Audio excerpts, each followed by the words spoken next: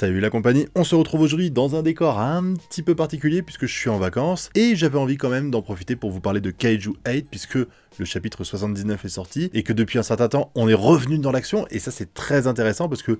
il y a eu une grande période d'accalmie que j'ai trouvé un petit peu longuette, surtout quand tu as un manga qui est publié une fois toutes les 2 semaines, t'as vite le temps, il suffit qu'il y ait 3-4 chapitres qui soient un petit peu longuets et boum ça fait déjà 2 mois d'attente, mais là depuis que tous les kaiju numérotés ont débarqué d'un coup, je crois que c'est 10, 11, non c'est 11, 12, 13, 14, 15 je crois, ou un truc comme ça qui est arrivé,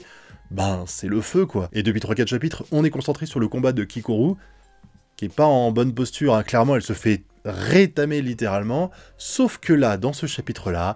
les rôles ont l'air de s'inverser gentiment, elle a un méchant power-up, hein. Jusqu'à présent elle était à 84%, et tu vois que le kaiju il s'amuse avec elle, il maîtrise totalement Kikoru, mais visiblement ça risque de changer au prochain chapitre, hein, vous le savez, dans les shonen en général, il y a un power-up qui survient, le héros prend la main, puis après il y a un power-up du méchant qui prend la main, voilà, c'est ça en boucle en général, et bah là, c'est le moment, et son power-up, il est lié à sa mère, parce que vous le savez, elle a l'armure du Kaiju 4, qui était l'ancien, sa mère était l'ancienne détentrice de cette armure-là, et de ce qu'on comprend, il y a une sorte de réminiscence des anciens détenteurs. Enfin, ça me fait tellement penser à SNK quand j'entends ça. Là, ils disent que ça viendrait en fait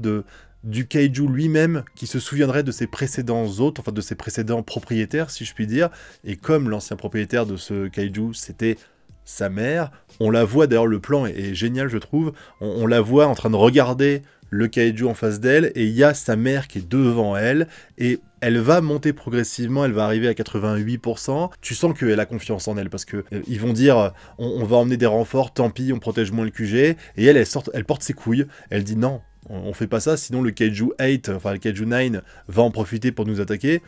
Elle est maligne, hein. Je suis un peu surpris que le directeur il décide de faire ça, surtout que c'est vraiment l'émotion qui prime pour lui, parce que il veut la sauver parce que son père est mort récemment. C'est pas une bonne raison de faire les choses, surtout si tu mets en danger ton QG et que tu mets en danger l'avenir même du Japon, voire même de l'humanité. Heureusement que Kikoru, elle est un peu plus maligne, ou alors qu'elle se sent en confiance, elle voit sa mère, elle dit « j'y suis presque ». Et là, il se demande, et il fera « mais oui, c'est le fameux fantôme ». Et du coup, elle va réussir à esquiver le coup. Alors la question que je me pose, c'est est-ce qu'elle le fait parce qu'elle a une sorte de souvenir de la façon dont sa mère réussissait à esquiver les coups, ou est-ce qu'elle est juste en train de dépasser les capacités de sa mère, genre elle a des meilleurs réflexes, une meilleure force et tout. Non, je pense que le fait de voir sa mère, ça doit jouer. Elle doit savoir les mouvements qu'il faut faire avec cette armure-là, parce que sa mère avait l'expérience qu'il fallait, donc elle sait les mouvements qu'il faut faire, donc quand le kaiju lui fonce dessus, elle réagit au bon moment, elle esquive, et le kaiju qui est un peu sûr de lui, il fait « ouais, non mais c'était un coup de chance ».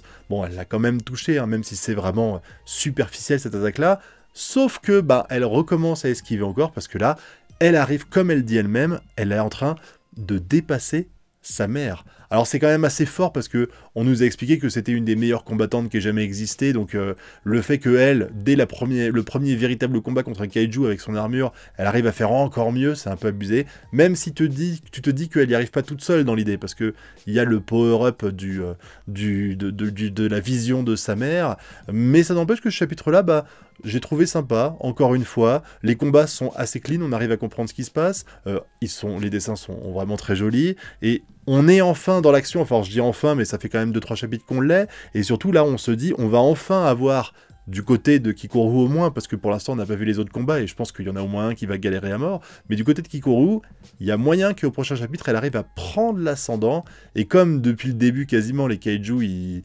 ils ont un petit peu la maîtrise, c'est un peu comme les titans, vous savez, dans SNK, à chaque fois qu'il y avait des combats, ben, même si t'arrivais à survivre, tu peux pas vraiment dire que l'expédition extramuro dans la forêt d'arbres géants, c'était un succès, hein, voilà, les 3/4 du régiment ont été décimés, même si le titan féminin n'a pas réussi à obtenir ce qu'il voulait, ça n'empêche que des deux, celui qui a le plus perdu, c'était pas le méchant. Et là, c'est un petit peu pareil, je pense qu'il y aura des pertes à un moment donné, mais en tout cas, elle, de son côté, à mon avis, elle va gagner sans doute